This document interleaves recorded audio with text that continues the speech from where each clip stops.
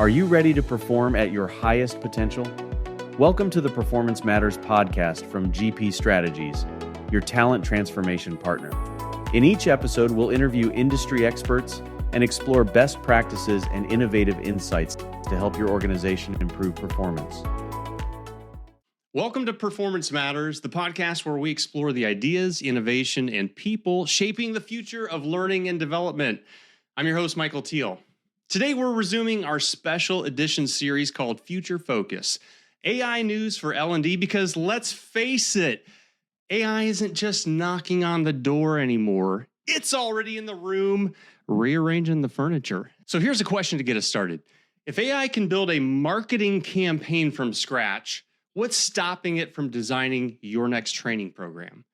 Stick around. By the end of the show, you'll have several definitive answers, and I think quite a bit of hope. Joining me today are two of my brilliant GP colleagues who are not only passionate about the future of learning, but are actively shaping it. First up, and hailing from Shrewsbury, England, is GP Learning Experience Consultant Paul Andrews. Paul, welcome to the show. How are you? I'm very well, thank you, and thank you for inviting me on. I'm really excited to be here and talk to you about all things AI. I am so excited about it. Now, just for those that are not familiar with Paul, he's a seasoned transformation leader with a career that spans strategy, operations, and digital innovation. He's currently focused on enabling global performance through capability building and organizational design. We're glad to have him here. We're going to put him through his paces. And Paul's not alone. Alongside him, hailing from the Mediterranean paradise of Cyprus, is a longtime friend of the show, innovation learning consultant Theodora Michaelidou, Theo to most of us. Theo, welcome. How are you? Feeling great. Thank you, Michael. Okay, both of you, I hope you have your future focus AI goggles on because I'm going to put you through your paces. Are you ready? Yep, let's do it. Okay, let's do it. Okay, let's kick things off with a question that's been on my mind and maybe yours too. We all know traditional browsers like Chrome now integrate tools like Gemini to help us search smarter. But lately, we've seen the rise of a new kind of tool, AI browsers like OpenAI's Atlas and Perplexity's Comet. Here's the big question. What exactly is an AI browser? And how does it differ from the traditional browsers we've been using for years? So, Paul, let's start this off with you.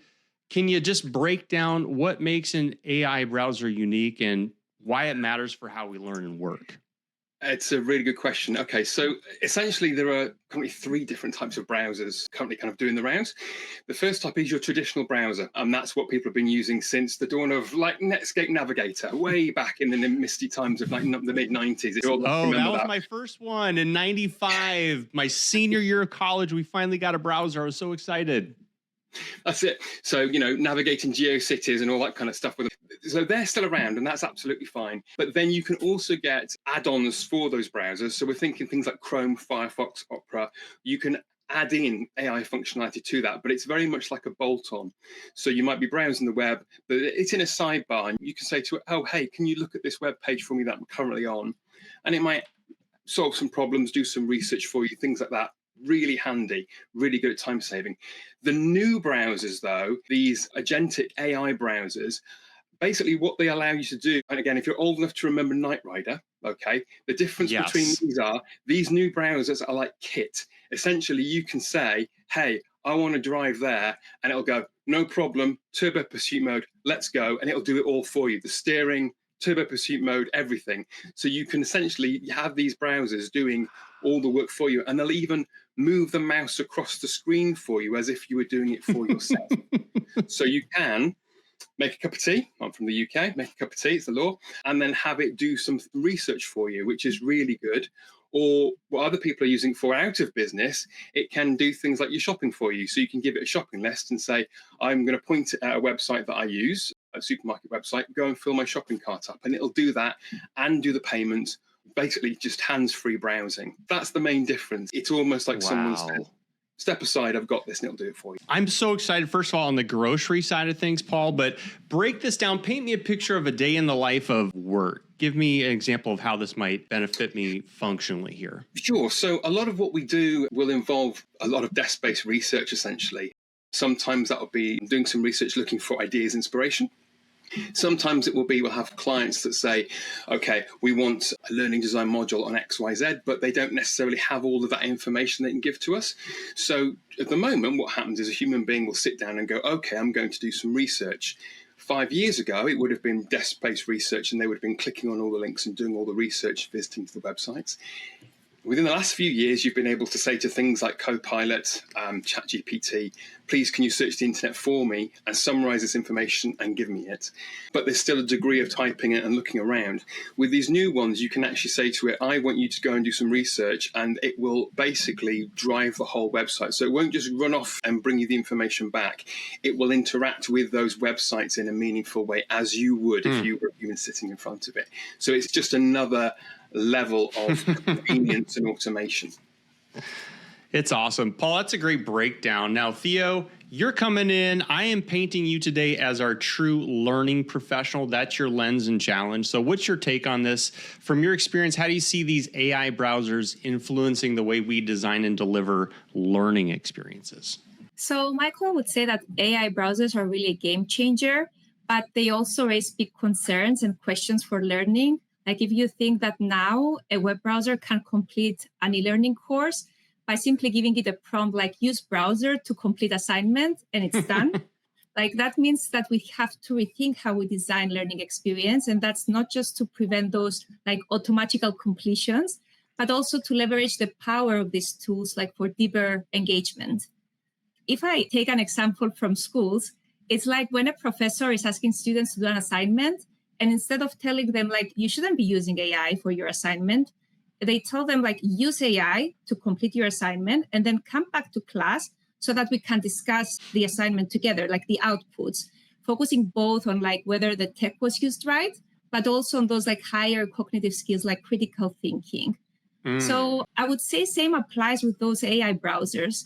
So as assistants and as autonomous partners, I think they can really support personalized learning at scale, help learners interact with the content real time. For example, like you might be reading something and you can ask your browser, can you give me like some real world examples on this? Or like, can you quiz me on this? And you're really doing it like real time. So it's really amazing. It's just amazing thinking about that. Like you said, you can shift people that higher level of Bloom's taxonomy and really start firing those critical thinking skills, get away from just basic recall, right? Exactly. And since the way we learn is changing, that means that the way we design for learning will need to change as well. Like when we design, we have to take into consideration those skills, like those powers of tools like AI browsers, trying to focus more on like encouraging exploration, critical thinking, and application.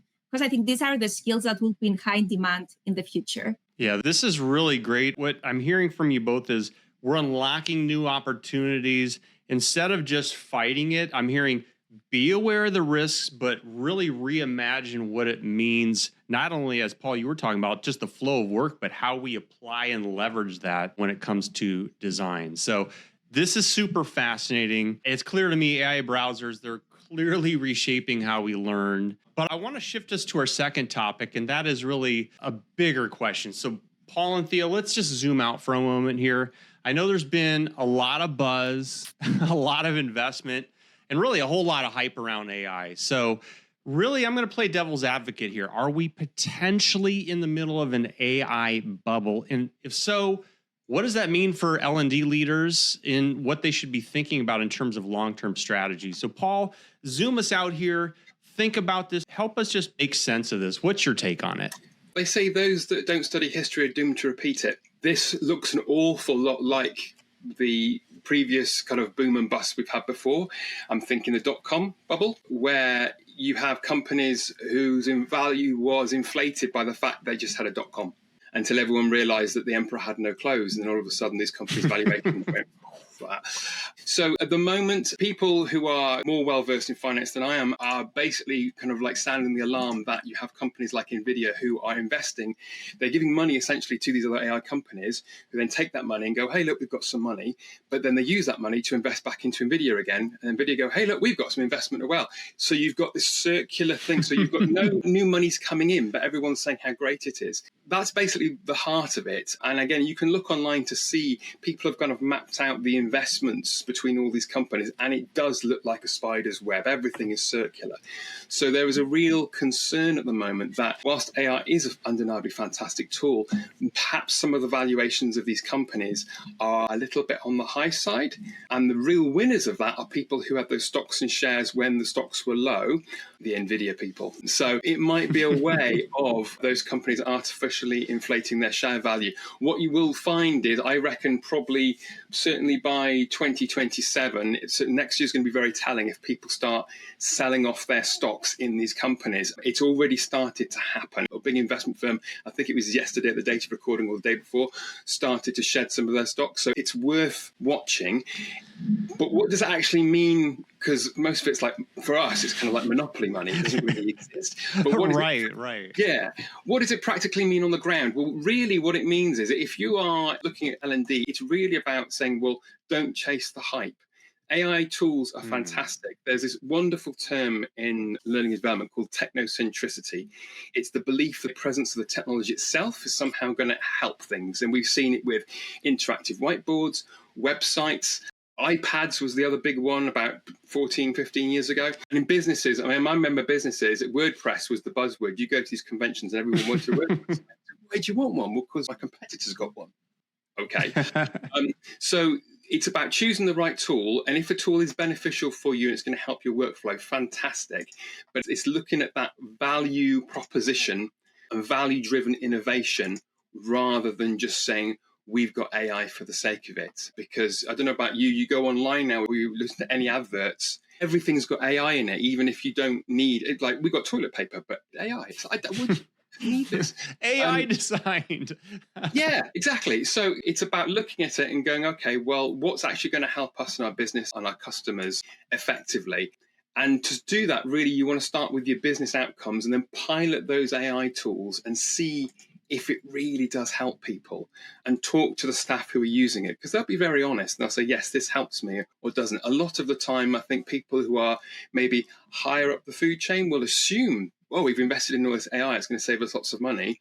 But the people on the ground who, dare I say it, are doing the actual work may tell a slightly different story. So it's about having pilots and then getting that real honest feedback to make sure that you're not buying into something and making the mistakes of, again, what several companies have done already, let go of their staff believing the AI would help, and then the AI doesn't help, and then they have to say to people, please come back. And that's not a good experience for anybody. So it's about trying to avoid that situation and making sure you're using AI. At GP Strategies, we always have this saying of it's human plus AI, and the human comes first. And that's the main thing. It's just another tool.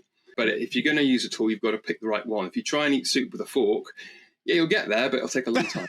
I love it, Paul. Thank you for breaking this down. I've got to say this, from what you're saying, both at the market level, but also at the job level, I'm super excited. I'm not ready to put my cash in the mattress yet, but I'm a little terrified at what I'm hearing here. So on both sides, there's kind of that mix of uneasiness, though. So Theo, let me ask you this. In terms of what Paul mentioned about not chasing the hype, and I love hearing that, and instead focusing on substance, putting on your L&D lens here, what are a few consideration points for our professionals out there in L&D land?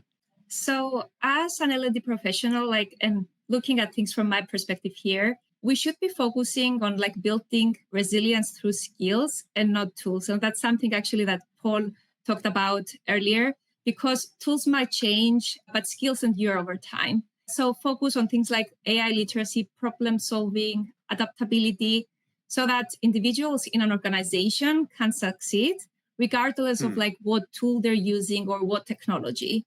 So that would be the first one. And then another thing that I think is really important is to prepare our workforce for that human plus AI collaboration that also Paul talked about. Because AI will not be there just to automate tasks. It will become part of the team and it will reshape jobs. And it's already changing the way we work. So as an L&D team, we need to prepare people for this collaboration, potentially for these emerging new roles, I would say. Yeah. And, in reflection, I know the three of us did some back channel chatting in preparation for this. And Paul, you were saying, hey, by the time this comes out, maybe the news might have even changed on AI, right? Who knows? But the point is, if you got those evergreen skills going, you can adapt and flex. Fair enough? I would say so. And that really that's the fundamental difference between education and training. You need an education in AI, not training in AI. If you train to use one tool, the user interface changes, you might go, oh, it looks different. But if you've got an education in it, you've got the critical thinking, transferable skills, you can apply everything you did before to the new product, the new version. In the same way people move from like Skype, say, to Microsoft Teams and perhaps to Discord outside of work. It's all the same sort of thing, but different user interfaces. Yeah. Okay. So whether we're in an AI bubble or not, one thing's clear. We know AI, it's making waves on how organizations communicate. And as you mentioned, Theo, the skills that they need to survive and thrive. So a case in point in my mind, and just looking at the news and prep for this, I've read that Meta and other platforms, they're rolling out full-blown AI-generated marketing campaigns. So Theo, I know you've been exploring how this kind of modular AI orchestrated design could apply to learning. So my question to you is, could this be a moment where marketing and L&D start borrowing more from each other? So what do these campaigns, from your perspective, tell us about the future of personalized, scalable learning? So I would start by saying that traditionally learning has been borrowing ideas and inspiration from other fields, including marketing. So things like learner personas, storytelling, marketing campaigns for new initiatives, they're all marketing inspired. So why not now? So AI-driven marketing campaigns show a great example for L&D to follow, like with modular content, intelligent orchestration, and data-driven personalization. Just as marketers segment audiences and automate delivery for relevance at scale, like learning teams can adopt that atomic design principles, like to break content into like reusable microassets, and then leverage AI to dynamically create personalized pathways based on the learner roles, behaviors, and goals. And that helps make learning more relevant, more personal, and more effective. And Matt Donovan has a great article on this atomic design approach. So if you haven't seen it yet, I highly encourage you to take a look. Yeah, and I will cross promote. We also cut a podcast a couple sessions ago with Matt about this whole idea of atomic design. And I got to say, it quite frankly blew my mind about the possibilities here. So many great points on that side there. Paul, what are your thoughts about this in terms of what you're hearing from Theo? I'm sure you've got some point of view here. Absolutely. I mean, Theo's spot on what you said. When we're doing learning design, I mean, anyone who's listened to this who has a background in education will know that the importance of differentiation. What the AI will allow us to do, or allows us to do now, will be to dynamically differentiate and remix and reuse content on the fly. So at the moment, you might have a learning module that says, hey, what's your role? And you say, well, I am this role. And then it's got a predefined path that's been designed by the learning designers. What we're anticipating is for that to be truly organic. So it's able to say, what are you? And then it's able to pull from a bank of content. And much like video games will do at the moment, it will dynamically adjust how things are according to how you're playing them. Well, the same thing can apply for learning because it's the same technology. It's the same thing. So it will look at how you're doing and go, okay, well, they're getting this right, but they're getting this wrong. So I'm going to pull this in organically, but it's bespoke to that learner. The other thing we're anticipating with that, again, a step above that, again, drawing from the world of video games where you can have characters, avatars, non-player characters that can communicate effectively with the player. We're now looking at how we can have AI subject matter experts that have in the background, they've been trained or they're pulling from existing client content, but they can then dynamically respond to the learner based on the content that's provided from the client. So it's not pulling it from kind of anywhere on the internet. It's all content approved by the client. But it can actually say, okay, I can see you're struggling with this topic. Do you want to have a conversation? Let me help you. So it'll pull them to one side. Whereas at the moment, or traditionally, that's been very, very difficult to do because of all the permutations and combinations that you could have for where the learners are. So absolutely, I think Theo's spot on with what she's saying. It's all about that differentiation, personalization, and customization. Yeah, well, let me ask you too about this because, you know, when I'm not hosting the podcast and I take off the suit and the crazy persona, I help design coaching content for retail experience coaches in North America here. And, you know, one of the things I hear from clients a lot is, hey, I've got this big body of training that we've developed and we've paid for. But sometimes people just have questions, right? They just have a question. Do we even have the potential to have like just-in-time subject matter expertise with this world? I think this is already possible. Like, as we said, like with the AI browsers, with different chatbots, AI tools like that, like by feeding your content into that AI tool, you have the possibility to interact with your content real life. And basically the chatbot becomes like your subject matter expert. Of course, like always, you need to like validate the outputs, double check that what you get is correct. Like, so we have the human plus AI, but it certainly gives you like a head start. Yeah, that's awesome. Now, Paul, you had mentioned something about NPCs. Remind me, what's that stand for? So NPC stands for non-player characters. Again, it comes from the world of gaming.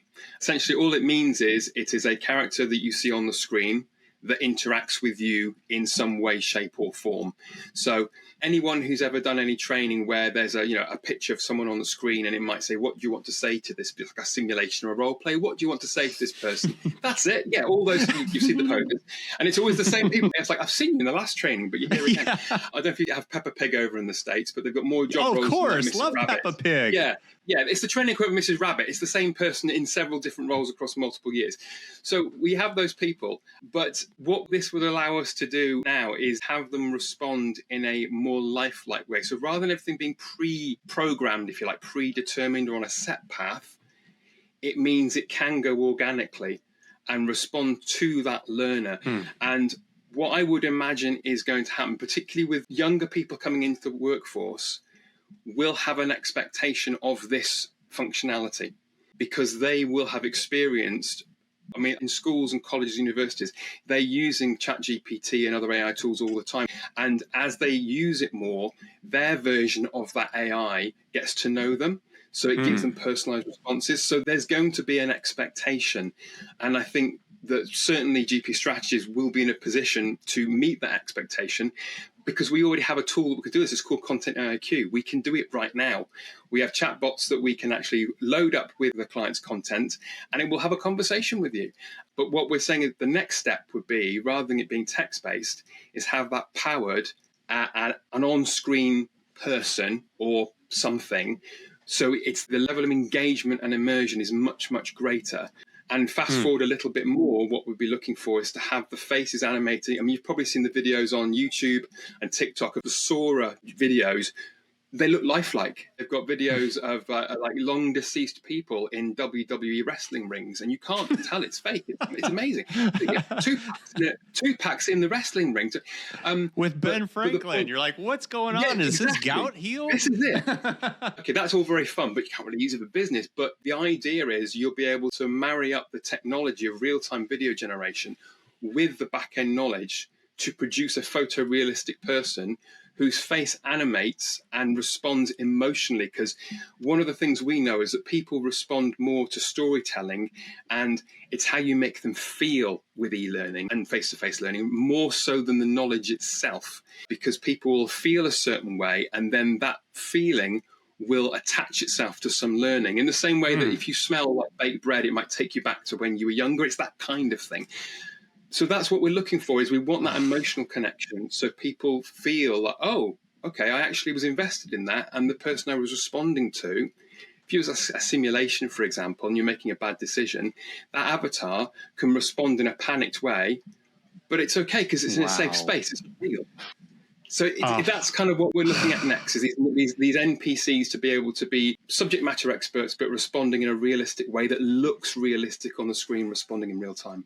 It's so amazing, this whole challenge. And as Theo was mentioning about thinking like a marketer, everything that you're seeing, I can see the pieces of the puzzle coming together. And I can also see the challenge for us as learning designers, right, Theo, that if we don't respond in this way, our learners are going to shut down because we're not giving them what they're accustomed to. If they get to a page turn e-learning on a sensitive topic, they're just going to put it on mute, wait till the next button comes up. Fair enough? Completed. I just want to thank both of you for a fantastic conversation. Will you both promise to come back for a future focus episode here in the near future? Yes, absolutely. Yes, thank you. Cool. Well, for serious though, it's clear that AI, it's not just a tool. It's a catalyst for rethinking how we learn, how we design, and how we lead. Now, to our listeners, if you enjoyed today's episode, be sure to subscribe to Performance Matters on Apple Podcasts, Spotify, or your preferred platform. And stay tuned for more future focus episodes where we'll continue exploring the trends shaping the future of L&D. Until next time, keep learning, keep leading, and keep asking the big questions. The Performance Matters podcast is brought to you by GP Strategies. Together, we can create a world where business excellence makes possibilities achievable. You can subscribe to the show anywhere you get podcasts or listen on our website at gpstrategies.com.